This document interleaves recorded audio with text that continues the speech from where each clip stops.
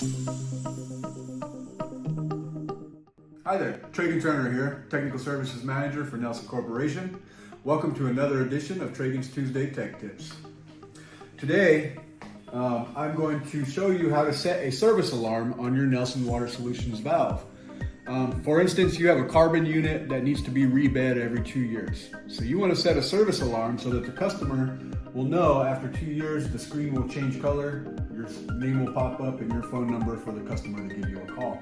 The way that we set our service alarm is in the dealer level settings, which we access by pressing and holding from the home screen next and down. We're going to press and hold next and down, and it's going to go into our dealer level settings where we set up our valve. And the very last options that we have is going to be our service alarms.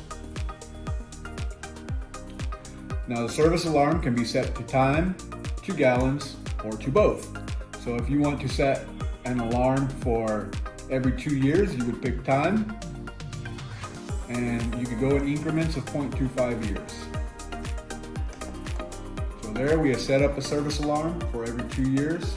So after 2 years, the screen's going to change and it's going to light up, alerting your customer that service is due and to call you with your dealer name, scroll, and number.